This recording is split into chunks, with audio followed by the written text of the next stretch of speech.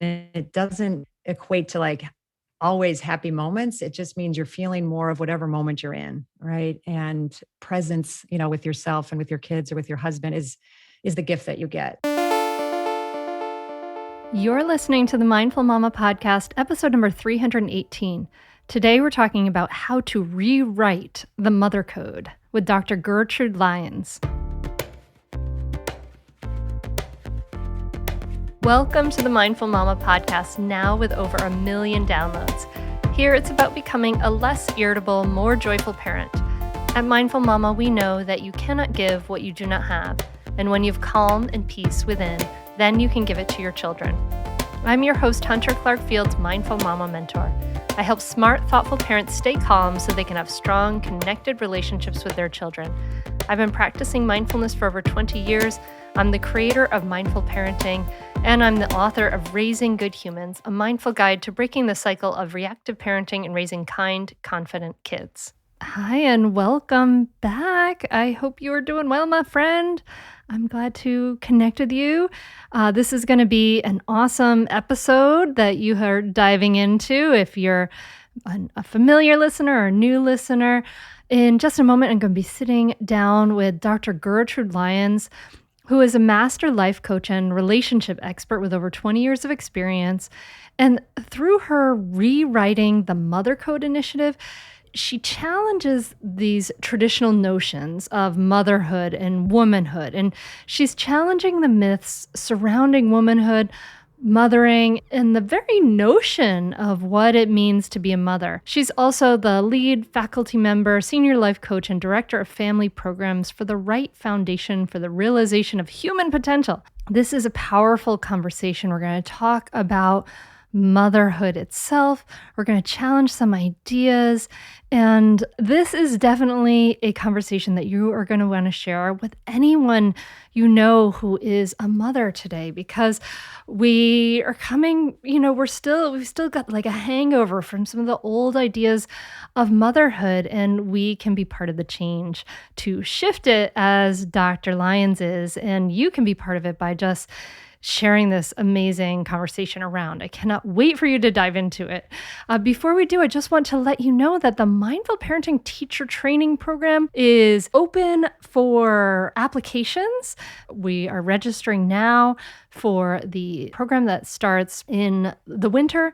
And it's an amazing, powerful program. You can see our certified teachers on the Mindful Mama Mentor website now, and the things they're doing, and they're spreading this work all around the world. They're changing lives and earning an income at the same time. So cool. It's win-win-win. I love it. And if you want to learn more about it, we're actually having a workshop. I have a few spots available left in a workshop on November 18th, which is Be a Mindful Parenting Coach, Change Lives and Earn an Income. And it's myself and special guest business coach Kaylin Asher. We're going to be talking about and doing some of the inner work it takes to really stand in your worth in a helping and healing business. And we're going to talk about how to lead a profitable and heart-centered business. So it's something I don't usually do. I'm excited to teach some of the things I actually can't teach within the program here. So that's on November 18th. And you can find out more about that on the resources page of mindfulmamamentor.com. And you can find out information about the teacher training there too. So yeah, it's an awesome program, like changing the world, earning income. What's not to love? I love it. So anyway, let's dive in. You check that out. If that is something that resonates with you, go to mindfulmamamentor.com, check that out. And in the meantime, let's jump in. Let's talk to Dr. Gertrude Lyons about rewriting the mother code. I'm excited to talk about your work because you're talking about motherhood and some of the challenges of the traditional notions of motherhood. And I've got some issues with the traditional notions of motherhood. And I really am bothered by the self-sacrificing mom thing. Like it just drives me bananas. I think it must, like my own theory is that it must stem from when women were basically property. And so our value was in how we would care for young people or the household or whatever. And so it didn't matter if we sacrificed ourselves because we didn't have that intrinsic value. But it drives me crazy because when we self-sacrifice, it doesn't help anyone. It doesn't help No. our kids. It doesn't No. help. And yet it's like hanging, it's still there, right? It's still there. We kind of want to think it's not there, but it's still there. Okay, so that's my big beef with it. So tell me about what are some of the things that you see as like the difficulties of the traditional ideas of motherhood that we still carry? Well, thank you, Hunter, because in your like big beef, intro there, because which I'm 100%, aligned with as a big beef. You mentioned like maybe, cultures and, how is it still hanging on when we know better, right? Like Mhm. that we can even, I mean, there were times you couldn't even like, you may have thought about it, but it wasn't even out there that this is a possibility, that it didn't have to be self-sacrificing.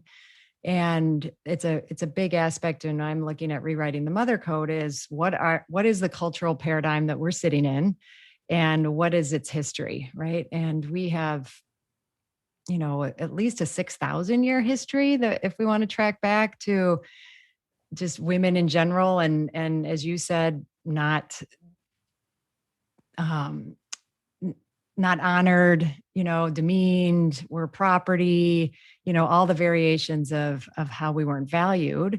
And women weren't valued, the feminine weren't valued. So that's a lot of years of wiring into us, Mm. that just because now we're aware of it isn't just going to unravel for us immediately. So I like having this perspective of, thank God we're finally addressing it, and we have a space to address it, and we're going to have some compassion for what it's going to take. But Mm. things like your podcast and what you're doing, and it actually being spoken about, and looking at this really isn't working and showing evidence of how it's not working is what's going to change it. But it's in there, and it's wired not only culturally but within our families, which are part of a culture, right? So between Mm. those two wirings, it's just not an easy thing to step out, just because we know better, to immediately step out of. So, yeah, I can see that. And so we're probably a lot of like probably what even though we might know better, we probably have these what I call habit energies, these patterns and Mhm. habits, probably very directly also from our own mothers. It's interesting. I think back to my parents, and now I think like, and mom always listens to these episodes. So hi, mom. But I think about, we talk about you just a little bit here. um, I think sometimes I think like, wow, it's so crazy that they raised this like feminist daughter because, you know, my I for some reason I was very invested in women's, equality and equal, Mm. equal, rights and value and all of that. Yeah, at the same time, like my mom did all the like cooking and all the cleaning and all of these things. And that was just part of like kind of the fabric of normalcy in Mhm. my house. But and for many others, what are some of the, I mean, I guess what would you see are some of the direct patterns that are maybe problematical that we grew up with in our with our own mothers?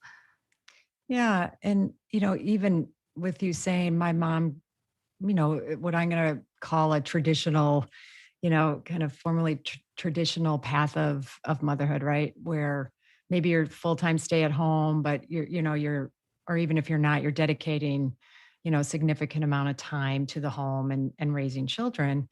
That that doesn't necessarily have to be problematic, but and then when you're a kid sitting in that paradigm, a couple things may happen. One, um, you see your mom doing great at that, right? And I've had women, that I coach, it's like, oh my God, my mom did just such an amazing job in that traditional role. I could never do it as well. So I'm just not going to, or I can't possibly, or, they were in that traditional role, and there was resentment, maybe not directly expressed, but some Mm. martyrdom, some resentment, some awareness that kind of seeps through of like, well, you realize I gave all my career dreams up for you, kids, husband, family, and try as we might not to let that resentment or reactivity seep in, it does, and we pick up on that. So there's the seen and unseen of any environment we grew up in, and we're either going to react to that environment and say, I didn't like that, or I can't do it, so I'm going to do the opposite. I'm going to do something totally different. Or, we don't really kind of think about it at all, and we just kind of fall into the same pattern. Like well, that's what my mom did, so that's what I'm going to do, and not really think about it for ourselves. Mm-hmm. So, I know I didn't necessarily say anything like really specifically problematic, but if I out of that, would summarize to say the mom's attitude about however she's doing her thing is going to have a significant impact. And some of those are problematic, we're human, right? As best, sometimes we think we're making really conscious choices, but then once we're in it, oh, not so happy about this, but here we are, sort of thing. So, we live in that sea of what could be resentment, reactivity, and that could show its face in any number of ways. So is this what you call the mother code? Tell me what the mother code is. And these are some of the things that make us unhappy, right? Yeah, like that's definitely a piece of it. So, when I coming up with Rewrite the Mother Code kind of came after, I had finished my doctorate, and which was on what I wanted to do is really raise women's awareness of the transformational opportunity that's available and possible when we mother. Mm. Right. And, but that is a very foreign concept because of the fact that like, well, what do you mean? Like I'm putting my kids first, my husband first, or partner, I'm way down the list, let alone think of it as something that I could use as a vehicle for transformation. So yes, I'm with you there. Like it definitely can be a vehicle for trans. You give life, you have this opportunity to begin anew in all these moments. Absolutely. I'm so with you there. Yeah. And, and in the kind of the chaos, particularly of new motherhood, but throughout our child rearing, the upset, the chaos, the disequilibrium is the ripest time for transformation. And our kids are this beautiful reflection, vehicle, mirror for all of our, I'm going to use a little jargon phrase here, unfinished business, so whatever it is we grew up in. So rewriting the mother code is how can I transform in my mothering and really make my mothering journey my own, right? And we really can't do that until we've brought to consciousness what we were just talking about, the cultural paradigms, anything that's in the way or disempowers us as women, mothers, on that journey. So where does the culture, tell us that we can't have, that we have to self-sacrifice and have to do it perfectly. Like if we look at another like really big myth that disempowers women is there's some right way to do all this, there, and we're supposed to find it. And there's a zillion books that are going to tell us how to do it. And I always say, actually, I shouldn't say I always say, I heard somebody else say this, and now I always say it, which is if there was a perfect way to mother or even parent, there'd be one book, right? There'd be one book. There wouldn't be the however many thousands of books there are telling you how to do it. So how do we get present enough with ourselves, aware of our, so much of what you work on, right? Our mindfulness, our own self-awareness. But to do that, we do have to uncover cultural myths and then our wiring from our childhoods, and bring all that up to consciousness. And only from there can I make a discerned, conscious decision about all the choices that are in front of us when we mother. And some of that's even whether we want to mother children, right? Another part of Rewrite the Mother Code was that choice, right? That's also so wired into our culture and into our families that, well, if you get married, of course, you're going to have kids. Or, whenever we say, I know I've always wanted to have kids, or I know I don't want to have kids, I always invite women to explore, well, how did you get to that? Right? Like what, follow the breadcrumbs back, right? Like whether it's culturally or for our families. And there's just beautiful treasures, right? There's so many things to discover about ourselves. And that is the journey, right? That's the transformational journey is that uncovering. And then the continuous awareness as we get triggered by our kids or our spouse, in the day to day, we can heal, and heal old wounds and identify things in the moment, to whether we work on it right there in that moment or, kind of tag it as like, I'm going to go work on this with my coach or my therapist, that kind of thing. Mm-hmm. I mean, it sounds like I love this idea that, this is like this whole time of chaos and upset is the ripest time for transformation. I think that's a really wonderful way of looking at it because we see the chaos and we're just so instinctively, averse to it. We're averse to uncertainty. Our brains are these predicting machines. They want to like predict what's going to happen, and we don't know what's going to happen. We have this great responsibility, but I love this idea of like, we could take this time and look at it as a time of transformation and look at it as a time of choice of how can I make this, my mothering journey, my own? Like, what do I want to do? And so what you're asking or inviting people to do here requires a lot of consciousness. It also requires a lot of consciousness of our own value, right? Like, for sure. That's so key. But my worry is that a lot of us parents, mothers particularly, see our value only through the lens of our children, right? Like we're only valuable through them still.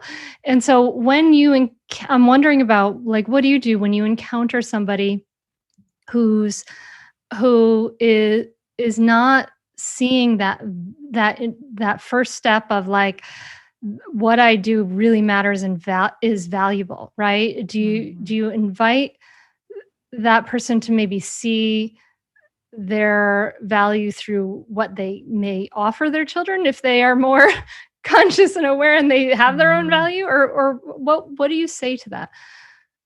Well, there's a number of things, Hunter.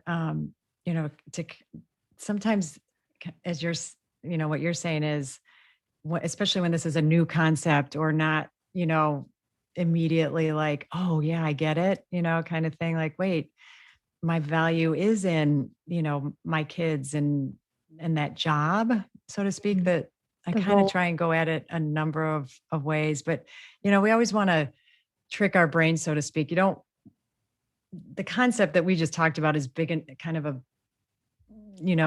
a bit of a mind exploding one as it is, right? Yes. So then the thought of like, well, how am I going to do that? Or like, what do you mean?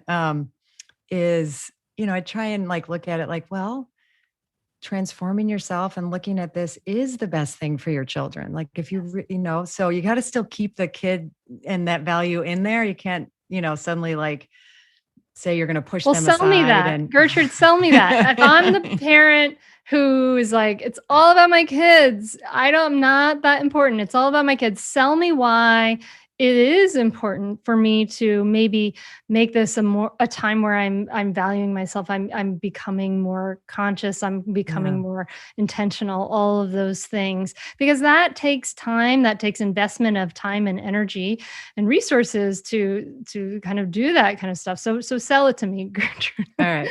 Well, here's a couple, we'll see if I can make some sales. So the first one would be, so Hunter, you care about your children, right? Mm-hmm. And you want them to, I'm assuming, we're having this conversation, you want the best for them. You want them to grow into, human beings that value themselves and really, care about themselves and have high self-worth, self-esteem, self-efficacy, any of those things. Yes, they're the most important. Is there anything we want more, right? Yes. Well, who do you think their best model and teacher is for that? Mm-hmm.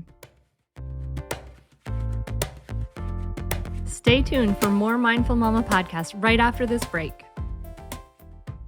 I have to tell you about an amazing new service I found called Framebridge, and I'm thrilled they're a sponsor of the podcast. Framebridge makes it easier and more affordable than ever to frame your favorite things without ever having to leave the house. You can do art prints, posters, photos sitting on your phone that you don't ever do anything with.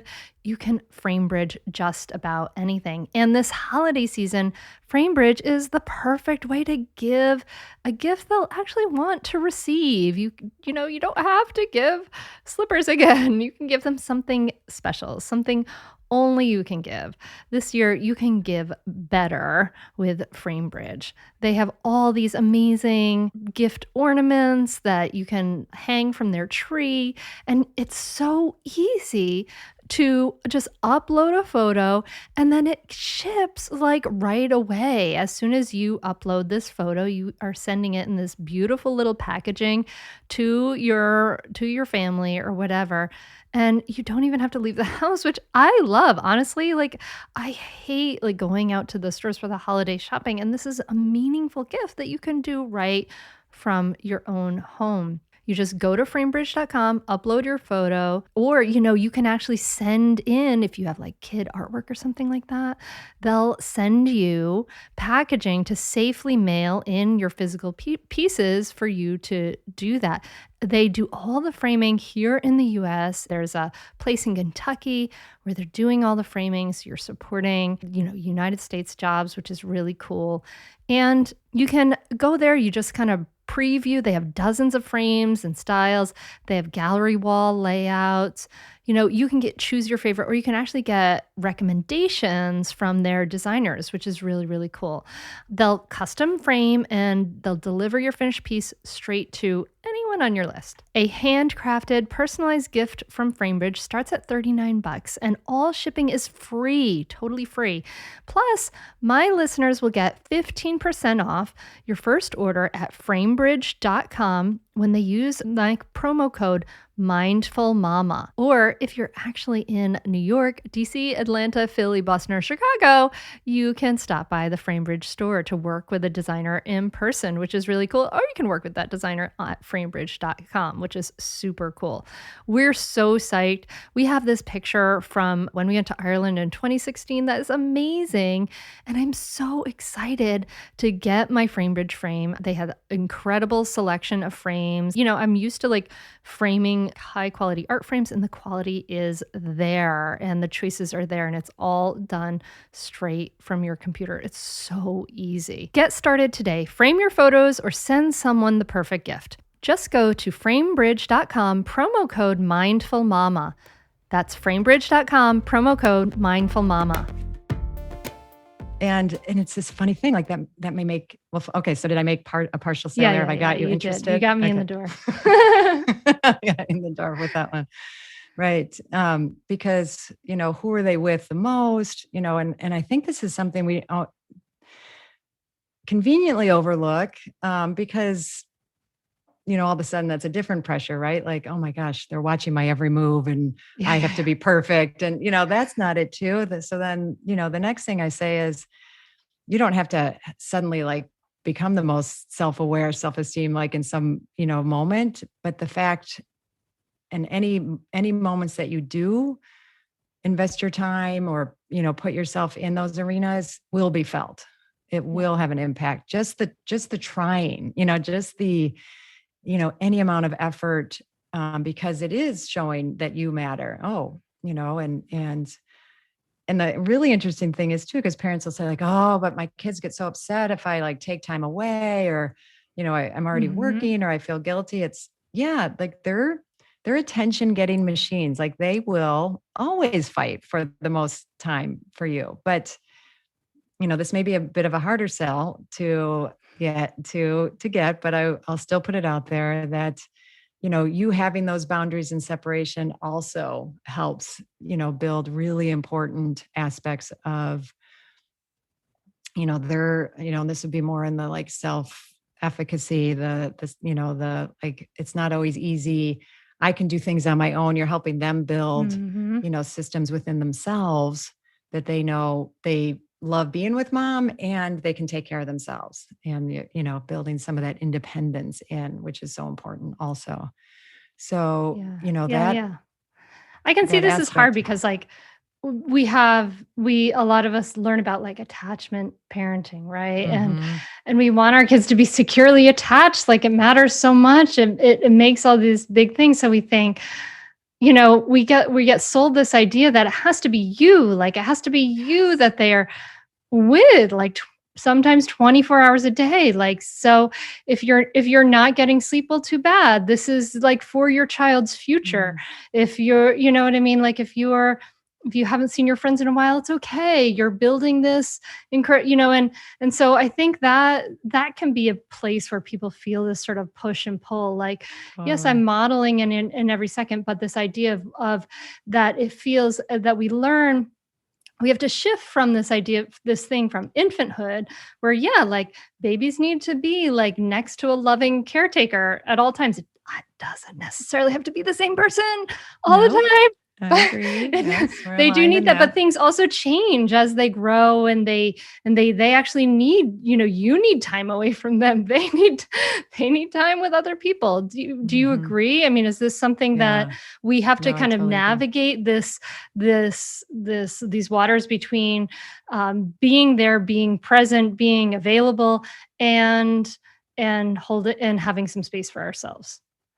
Yeah, it made me think of something, Hunter, in that regard, which I think is easily to fall prey to, something like attachment theory, which, in its purity is beautiful, right? The whole concept is creating a secure base, right?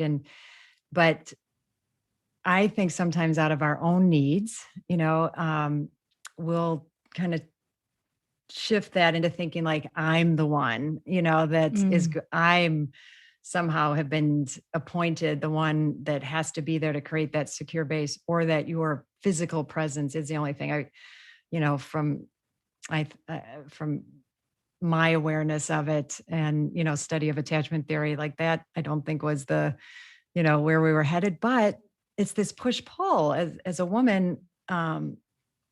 We do care, and we want to provide that caring, but we have to provide that caring to ourselves. So going back to, sorry, my mind's going like five different ways with what you said, because you said so much. I'm going back to the, um, it has to be me, and how important that is, that there's something that actually is self-serving in that, around getting our own needs met.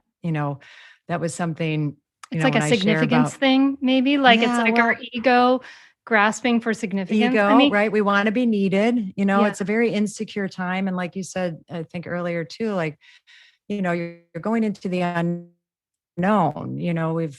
It's new territory, and we're trying to, give it structures and that are like, there's an author, Alison Gopnik, who wrote, The Gardener and the Carpenter. Do you know that? Oh, Yeah, you'll yeah, love yeah. it. I've heard about that. Mhm. Yep, you'll love it. Um, which is this job of mothering or parenting has only been kind of identified as a job since the 50s, right? And it really did us a big disservice when we turned it into a job, because that's where we did turn it into something like school, or a job where the product is your child, and it's Mm. a reflection of you. And, that whole paradigm has really messed us up in a lot of ways, versus a garden. So you're not sculpting this perfect child, you're planting a garden that you have an idea of what you think it could be or should be, but its own forces take shape, and you're there to provide, its basic nutrients, right? And provide, what it needs to grow and develop into itself. But you're not there all the time, there's other people can tend the garden. And I think it's important to have that. But Mhm. if I go back and look at my parenting, like, I'm very aware that my mom had children to get her needs met, right? She didn't, it, you know, it, the relationship with my father from the start was never like great or close. So when that isn't really strong, and you're not getting, your intimacy needs met in other ways, it's super easy to turn to our children. So then, of course, something like attachment parenting, well, that's just a handy tool to say, to give me the reason why I they need me. I have to be here. I'm so Mm. important. So I just said, like, put a lot of different facets into Yeah. that. I hope it made sense. Yeah, yeah, no, I can see that. I mean, so it's interesting, like, I think kind of what you're pointing to is, like, you're trying to say, like, I mean, and this is something I've thought about, like, it's almost like, I think sometimes it's, when we make our kids our everything, and we make ourselves the everything for our kids, Hmm. then in some ways, like, if it's all about them, it's almost like also too much pressure on those kids too. Like, Yes. it's not fair to the kids to be like your everything. Like, you shouldn't be getting all of your needs met through your kids, because that's kind of not fair to them. That's like too much pressure Mm-mm. on them, right? I mean, Oh, like, I so agree. I couldn't agree more with that. It's, and a lot of things I think ensue from that, from the child. They feel it, right? They yeah. feel, and I was someone, that pressure to meet my mom's needs. I complied. I was kind of became enmeshed and dependent, and went that route. Others may, you know, totally rebel and repel against it, and then the mom's Mm, like, well, I'm giving all myself. Why aren't you mhm. receiving? Because we feel that, the child gets lost in that picture. I know I did, right? Like, who I was didn't matter, what I cared about or what I valued, or, hearing from me in aspects that didn't align with what she wanted. I just shut down. I put aside, because I only put out what I thought she wanted and what she needed and what would make her happy. And, that was, I know personally, a huge disservice to me. And I've done a lot of work over the years, to develop those parts. And that's fine. I don't, you know, Yeah. I mean, I did go through a phase of blaming her. I'm not going to lie. But once I got through that, it was what I need. It's perfect. That's my adult development. That's what, and my kids served as a vehicle to help, me continue to work through that as I mothered them. So I'd love to hear more about, like, your own story, right? Like, you had this relationship with your mom, and then you had your own kids, and were you able to take that time and use that upset, that crazy, that ripe time to be able to develop and yourself as a person? And I'm also curious about, like, what does that development look like? What are we aiming for? That's another big question. So that's part 2. I know. Okay. We'll get to that also. Yeah. So my story, Hunter, is so to answer that question, did you do this? Is yes and no, Mm, right? I would say a big driving factor for me to dive back into it and study it and, you know, do a whole doctorate on it was more so for the fact of where I didn't do it, where I knew about it. I actually coached others in it. I was in forums and formats that, were kind of available to me, I was in the midst of, and I still struggled to do mm, this thing that I'm talking about doing. Um, and I'll talk about, like, kind of where that went. But early on, so for now, if I kind of go back to, you know, um, a couple of key pieces of my story, which were, when my husband and I got engaged, is really when we started our couple and personal growth journey ourselves. So that's when I kind of awakened to, you know, the reality of the relationship with my mom, my dad, and, started my whole, my own path. So did my husband. We decided to, work on ourselves, and we put off having children consciously for about 5-6 years, while we, did some of this exploration. And we got married young. Like, so, I'm grateful we had kind of the luxury of to not, mm, like, feel mhm. pressured, like that clock ticking. So I didn't have to really address that. And so in that, like, I was building muscles of self-awareness, and, but at the same time, when it did come time and we decided we wanted to start having kids, you know, I realized just even from that, like, how much gets stirred up, in all those choices, in the fact that once, okay, sure, we decided we want to start having kids now, and all of the physical things that didn't happen, immediately for me, and, like not getting a period after I went off birth control, and then not getting pregnant immediately. And, I'm doing kind of a quick summary of those, but I go into them more when I'm, in some of my talks and stuff, because, in those arenas, I took every one of those on from this holistic, what can I learn about myself, through this, not the, you know, if I didn't know any better, I would have probably just gone down a typical Western route of, whoa, you're not getting your period. Here's a drug that will help you get your period. And then if that doesn't work, then here's the fertility doctor. But I am super grateful that I'm like, well, I don't think I need that yet. So let's explore this, both internally. And I'd say that was probably my first in my mothering journey, where I really explored, like, wait, here's this thing I'm saying I want to do. Why isn't it happening? And through, other holistic, kind of medical and those kind of things, but probably, is maybe the linchpin, or, what I hold as a key piece of it was, in my own coaching, and I was doing body work and breath work at the time, and had a huge aha in one of those sessions where I, those flashes, right? Not every session you might have like a big moment like this, but mine was, oh my gosh, I'm blocking, myself, like, cause I really got in touch with the fear of becoming a mother. And that fear was, I was afraid that I would mother how I had been mothered. Yeah. And, and all the things I didn't like, I'm definitely not gonna, I'm sitting here, right? Like it wasn't hellacious, but the aspects of in my upbringing that I was only just beginning to be aware of, had that much power over, my physiology, my physicality. And it just really, and once that was opened up, like everything shifted, things shifted physically, and that space opened up, and it really was so profoundly showed me how it's all tied together, right? There's never just like one, here, do this, and, you'll be able to have children, or, whatever. It's like, I probably had like 5 different ways I was going about it, and all of them together, I would say.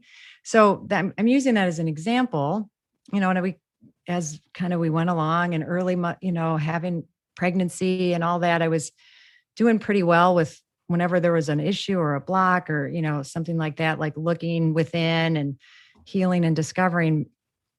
And that went along pretty well. And I kind of led the way and continued to mix things up with my husband until we had our second daughter. And I'd say that's when things really started to shift. And I'm still working on that one, but I think there's something that does go on with us, and still unconsciously, consciously in our wiring of security, and all of a sudden now, we have this home, I have these 2 kids.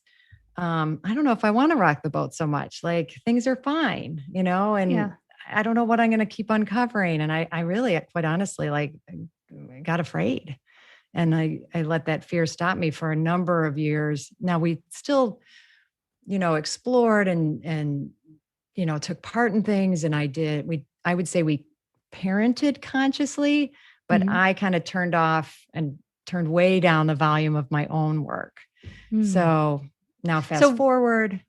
And then that's when I realized, I want to interject here because I want to know, like, you talked about building those muscles of self-awareness, and then you talked about kind of like turning the volume down on that work. And so what did that look like for you? What was some of that work, did it look like for you? Was it you were going to a therapist, you were doing whatever, what were some of the concrete aspects of what that building those muscles of self-awareness looked like? Yeah. So the building, took place for me through, I was, my husband and I've always like done couples coaching. So we were, we consistently like see a couples coach. I've always been in my own coach, starting with therapy, but then, really mainly coaching, and then, growth programs. So I had the the organization umbrella that I work under is called the Wright Foundation for the Realization of Human Potential.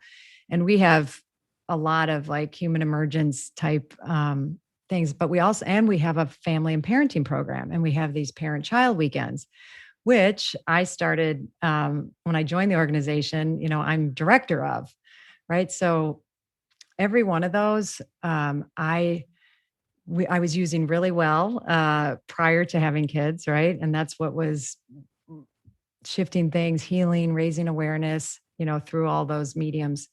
And in all those, having assignments to keep, in all of before I get to the assignments, in each of those, creating a vision for my relationship, for myself, for us as a family. So we'd have a vision that we were working on. And then we'd have, goals within that. And then we'd have assignments, and, kind of through the coaching and these courses and this coursework, it kind of kept you in line with all those things. Well, so when I was intentional, those were really working, and I was digging in, and we were, pretty continuously going into unknown territory. But it's amazing that I didn't drop any of them. I was still in them all. But I managed to kind of make it all about my kids, so now whether I was in a coaching session, a personal session, and then on these parent-child weekends, it was like just what we talked about that we shouldn't do, right? I started doing like, well, what's best for them? And even under the guise of my own coaching, like it's a little bit crazy, right? Because I remember once I started to kind of get back into my own, like just how foreign it suddenly felt to talk about myself again. And to really focus on me, and then be in some of these arenas like these parent-child weekends, and put my toe in the water and talk about some of the things that were going on with me. But I knew there was a lot more, stirred underneath, and I just kept it inside. So even when we're using coaching, that we still have choice of how deep we're going to go, how, much we're going to bring ourselves into it and expect, from the coaching or that we're utilizing. Stay tuned for more Mindful Mama podcast right after this break. We are supported by Thrive Cosmetics, which I love, and I'm about to make another order for because I love these products so much, and I honestly do use them every single day. So I am obsessed with their Brilliant Eye Brightener. I use the Aurora color, the rose gold shimmer, and I put it like in the corner of my eye, and you can put that on and it just brightens up your eye, makes you look awake. I use it every single day. I use a little bit, sometimes at the top of my cheekbone. It really is just this lovely rose gold shimmer. It just looks amazing on everyone as far as I can tell. It's so great. And I'm also ordering the Liquid Lash Extensions Mascara, which I'm obsessed with. It's this award-winning product. It's so different from other mascaras. It really makes your eyelashes look longer and thicker, and it's actually good for your eyelashes. It's so great. And I'm reordering the Instant Brow Fix Semi-Permanent Eyebrow Gel. It's like basically eyebrow mascara. And if you don't have a lot of eyebrow like I do, this is such an easy, wonderful product. Oh my gosh, I can't tell you enough why I love Thrive Cosmetics. They're made with clean, high-performance, skin-loving ingredients. They're clinically proven formulas. They highlight your best features. They actually improve your skin over time. All these products are amazing, but that's not all. They're formulated without parabens, without sulfates, without phthalates. They're never tested on animals. They're Leaping Bunny and PETA certified as 100% vegan and cruelty-free. And not only that, they have this amazing bigger than beauty mission. So for every product purchase, so I'm reordering 4 different things, they're going to be donating to help women thrive, like women who are emerging from homelessness or surviving domestic abuse, fighting cancer and more. So you're doing something that's good for you and good for the world, which is so great. And now they also have a variety of really cool sets available for the holiday season, which is really cool for gifting or maybe gifting yourself. I love everything about Thrive Cosmetics. Their products are honestly the best I've ever used, and they're bigger than beauty mesh is truly, truly inspiring. You're going to love them as much as I do. Visit thrivecosmetics.com/hunter. That link is right in the notes wherever you're listening to this right now. You can scroll and find it. Just look for notes on your phone or whatever. thrivecosmetics.com/hunter for 15% off your first order. This is an exclusive offer you can only get here. That's Thrive, CAUSEMETICS.com/hunter. Thrivecosmetics.com/hunter for 15% off your first order. Yeah. I think that idea of like subsuming yourself as a mother, it's so strong, it's so strong in our culture.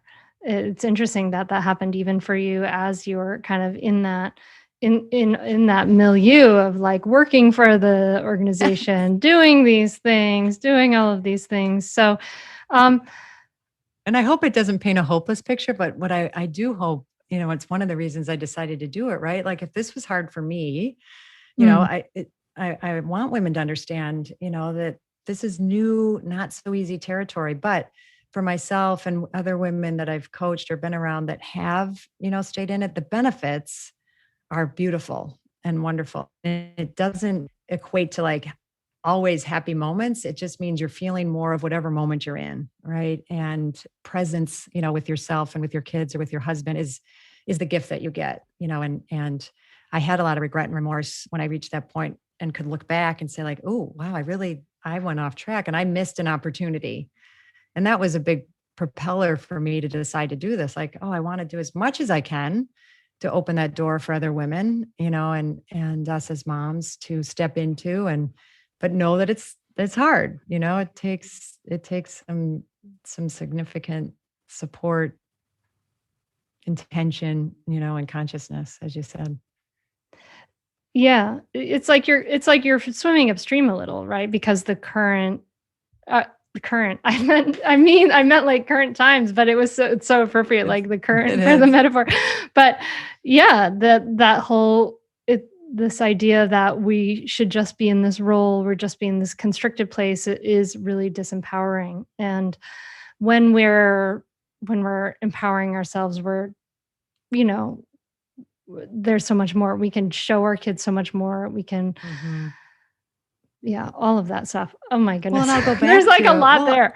I know. And I'll go back to like, I took it, I know I took it degrees farther than like my mom and my parents. And so then we have to kind of come back to like the compassion and grace for ourselves. Like anything that we're doing that's putting some consciousness toward is great. Like I still also honor my journey and know I gave my kids, a certain model that I didn't have that I hope they can build on. Right. And I know, and like when you're talking about like healing generations and that I'm, it was my husband and our hope that, we would, create an environment that they could see more than we could and, hope that they can take it even farther. And we have to have that compassion and grace for ourselves. Otherwise, we don't want what I'm addressing and this opportunity to feel like, another thing I just didn't do well, as a mom, as opposed to like, wow, any moments of that, cool. Like that'll add to my experience. You're really kind of like talking about, I think, like shifting the lens, right? Of like when we shift ourselves, like we are the lens, like through which we see everything, like I think about that with the mind, right? The mind is like every single sense organ goes through our mind and our consciousness, and we're interpreters, right?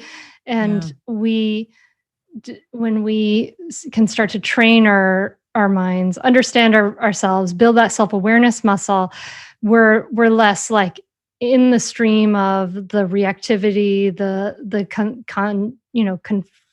constricting parts of our culture. We're less believing these things that may be limiting us, and we're able to then, kind of what you're describing to me reminds me of being able to sort of step back and look at it and say, okay, this is what I want. This is what I don't want. It's about being able to make conscious choices rather than being swept along by, just the culture at large. You got it. Yep. So what are Great some summary. what are some of the things, what's like the advice for women who want to do this? Like, how do we start to Yeah. see like where we're constricted by kind of our preconceived ideas of motherhood? And then Mhm. how do we start that work of stepping into that place of conscious perspective and choice? Sure. Yeah, and so even in kind of my intro talks where, women maybe are just hearing this for the first time, like, a first step I invite, women to is, do an initial inventory. Um, what did I what did I like about how I was mothered? What didn't I like? Mhm. Just to start raising that awareness. What do I see in the culture of mothering that, I agree with or like, and what don't I? And just that first step of like looking at that, I can say like, oh, I have choice here. I Mm. want women immediately like, to reflect for themselves, and so, I call it like, what is your mother code? What are you aware of in this moment that, are the push and pulls, and what do I like, what I don't like? Cause it kind of floats around in there. But the more we can, you know, look at it, then we can make initial choices. And then a first step is then writing out of that, like, oh, here's what I like, what I don't like. Now, what's a vision for myself out of that? What Mm. do I then see? What's a possibility that I see for myself as a mother? What's my vision for myself? And when I say mother, that could be at anywhere on the continuum of what we mother. Um, and that's a beautiful place to start, right? And then from there, then it kind of becomes a little bit more individualized. But if you get that far, you know that's a huge beautiful start, because then when we're there, then we can see like, oh, okay, so then what's some of the work I need to do? We can Mm. identify, things like you may have identified aspects that I didn't like about my mothering, and that may be, going back and doing some work to heal wounds that we had from our parenting, our Mm. mothering, or it might mean, looking at the culture and doing some studying about it. So I personally then identify, for women in that, like, what would be some good next steps for you, and you got to just break it down. It's something I love about how we operate at the Wright Foundation is assignment way of living. You have to put things into action, right? So it might be maybe feelings were muted. They're muted in some level, our emotions, and getting in touch with my emotions now is a big piece of what I need to work on. And so what are small steps I can take to get reacquainted with my emotions? So, those are examples. Mm. If Okay. So decide what you want and you don't want. So it sounds like you mhm, could do some journaling. This could be a conversation yep. with friends, it could be a lot of different things. Decide what you like and what you don't like, and start to make some decisions about what's important to you. So really consciously choose those values, and then start to say, what do I want? What do I need to work towards? Okay. So that's kind of Mhm. giving us this framework. I love this because what you're describing, if what we don't see, we're going to just pass along, right? Exactly. What we don't transform, we transmit, right? Like we pass that along. And so you're inviting, and so even if, dear listener, your motivation is only for my kids, what we don't transform, we transmit, right? So if you if you don't do the work of starting to maybe heal some old wounds and look at some of these things, then you're passing the buck, you could say, right? Down to the Yeah. next generation, right? Yep. Yeah, no, I think that's a great way to put it. And then, you're on your journey, right? And then your mothering can be like, we're growing ourselves up together, right? Now I Mm. don't, out of that, and that can be part of your vision, right? It's part of my vision that I'm going to, grow myself up with my kids. This is as I'm giving my kids things that I never got, I can put, myself next to them. So then it isn't so selfless either. So that's another one of those selling points. Like, you can still give your kids stuff. You just have to put yourself in the picture. So when you're providing for them in a way that you weren't provided for, that you put little Hunter, like, whatever age, you're really parenting two children right there, little you and them. And that's another, framework or, day-to-day visualization we can do that puts us in the picture. And that's another really important one. Oh, I love possibility. that. Yeah, because it's not either or, it's both. As you develop like skills and habits and heal things and grow yourself, you're giving that to your kids too in all those moments. What do you have any advice or suggestions for daily habits and practices and things that can move us towards this growth and awareness? Yeah. I mean, one that I like to give, because it's something you can do for yourself, but it's also something you can, invite your kids to do with you, but it's going to support everyone, because we want to keep doing, we want to tell our brain this, I'm not just doing something selfish for myself. And I call it we didn't talk about this a lot, but the feelings game, right? And just how important our emotional facility and capacity is. And so at some point in your day, play the feelings game. So if it's with your kids or with yourself, what you're basically doing is reviewing your day through, we stick to 5 in our work: fear, hurt, anger, sadness, and joy. All of them have value. I know it sounds like only one's positive, but it's another belief we need to break. But, when we look through that lens, we can see, where was I afraid today? Where was I hurt? Where did I feel some anger? Where was I sad? Where did I feel some joy?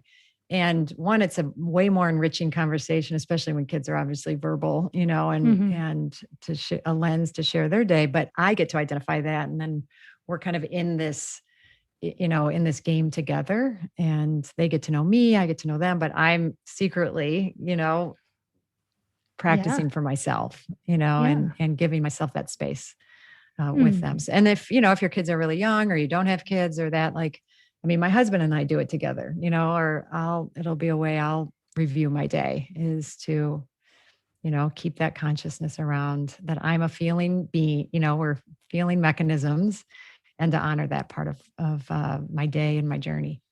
Yeah. You're normalizing it, honoring it, making it just part of life. I love that. I think that would be challenging for my introvert husband, but you can say, you can say, like, where did you feel one of these today? And, but, and I will honestly say, like, through the years, my kids didn't always some, at certain ages, totally fine. And then certain ages, it's like, I don't want to do that. But we're all, it was one of those, like, everybody now that they're grown is like happy we did it. Okay. See the value. They see the value in it now. Yep. Yeah, okay, good. Yeah, because also, I can imagine that being hard as a thing to start right now with my 14-year-old. 14's like, maybe when you start when you're 8, then at 14 you're cool. Yeah, no, I don't know. We started when they were really young, so that helps. But you'd be surprised. Sometimes they're more amenable to it than we think.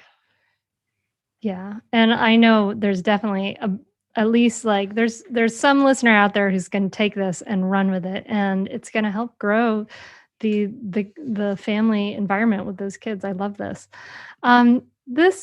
It's been awesome to talk to you. I love this conversation. What did we leave out? What did we miss that we need to share with the mamas? What did we leave out? All right. Well, we've introduced the transformational opportunity. We talked about emotions, really important.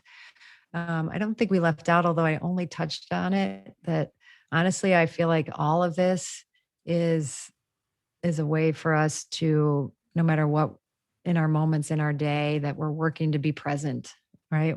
It's not easy. It's kind of hard-earned moments, and that, but they're beautiful moments, where you really feel like I'm with who I'm with myself, we're with each other, and we're having a really present in the moment interaction with each other. And that's what, it isn't about the job or the performance and all that. It's, if we can work and have those moments, I think it's all worthwhile.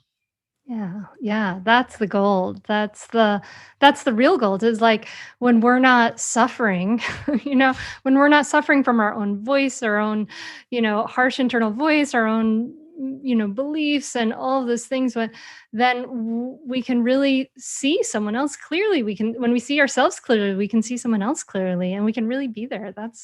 Yeah. It's the beauty and that's the power. I'm so glad you wrapped it back up and identifying that. That's so beautiful. So, you have an amazing podcast, and other ways to contact you. Tell the listener all the ways that they can reach out if they're interested in talking to you more. So yes, as you mentioned, I have a podcast. It's called, season 2 is Mother.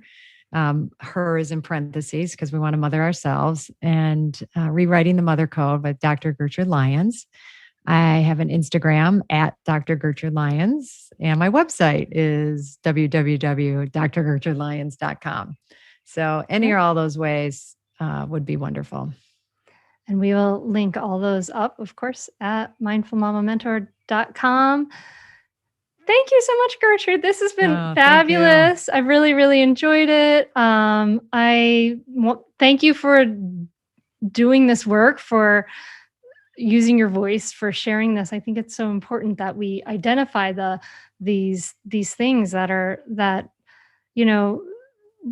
can be holding us back and constricting us. Like let's free the mamas.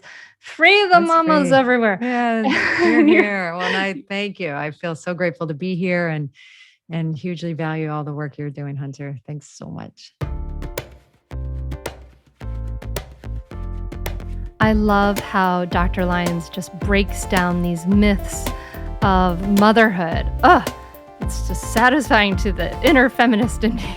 I hope it's satisfying to you, and I hope that you'll be part of this work that Dr. Lyons is doing, changing these perceptions, and you can be part of it just by sharing this episode around. Like, share it with a group of friends and see if they, what they think. Are they struggling with some of the same things? So I would love to know that. And in the meantime, I just want to let you know that, of course, if you announced it in the beginning, we're having a workshop on November 18th about being a mindful parenting coach. And I want to let you know that the teacher training program is open for applications. This might be perfect for you if you are maybe you're a therapist, maybe you're a teacher or like a doula, or you're a parenting coach and you want to take the mindful parenting course, the 8-week mindful parenting course with all the resources and materials that we give you to teach it to your community. We give you everything you need, so you don't have to develop it all on your own. It's really all there for you step by step. If you're interested in that, of course, go to mindfulmamamentor.com, and there are links there to learn about it under the Mindful Parenting tab and under the Resources tab. So I think that's it. That's it, my friend.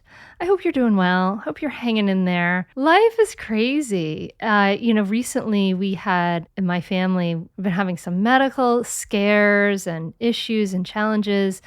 And I just feel so grateful that I have some breathing space in my life, that I'm able to handle it, even though things were crazy for a little while and I felt a little crazy. I was grounded by my meditation practice. I was grounded by my self-care practice. I put myself to bed really early on one of those crazy days. And so I'm hoping that you have that too. You're building in some breathing room in your life. You're building in some practices to steady your heart, your mind, and your nervous system so that you can handle, it's inevitable, all this. There's going to be waves in this ocean. There's going to be waves and storms. And, we need to be able to ride them, right? And not be subsumed by them. That's some of the work we do in mindful parenting. So anyway, I'm hoping that you have some of those practices and some of that breathing room too. I'm wishing that for you. And I'm wishing you a beautiful week. I'm wishing you peace and contentment. And I look forward to connecting with you here again soon. And I thank you so much for listening and being here with me. Take care, my friend. Namaste. I'd say definitely do it. It's really helpful. It will change your relationship with your kids for the better. It will help you communicate better.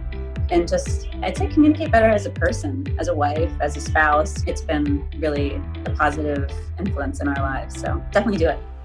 I'd say definitely do it. It's so worth it. The money really is inconsequential when you get so much benefit from being a better parent to your children and feeling like you're connecting more with them and not feeling like you're yelling all the time or you're like, why isn't things working? I would say definitely do it. It's so worth it. It'll change you. No matter what age someone's child is, it's a great opportunity for personal growth and it's a great investment in someone's family. I'm very thankful I had this. You can continue in your old habits that aren't working, or you can learn some new tools and gain some perspective to shift everything in your parenting. Are you frustrated by parenting?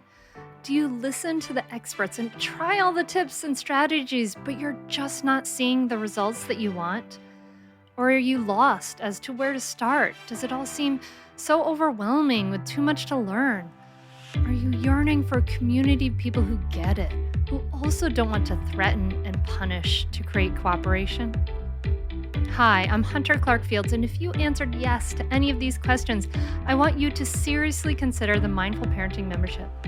You'll be joining hundreds of members who have discovered the path of mindful parenting and now have confidence and clarity in their parenting. This isn't just another parenting class. This is an opportunity to really discover your unique, lasting relationship, not only with your children, but with yourself. It will translate into lasting, connected relationships, not only with your children, but your partner too. Let me change your life. Go to mindfulparentingcourse.com to add your name to the waitlist, so you will be the first to be notified when I open the membership for enrollment. I look forward to seeing you on the inside. mindfulparentingcourse.com.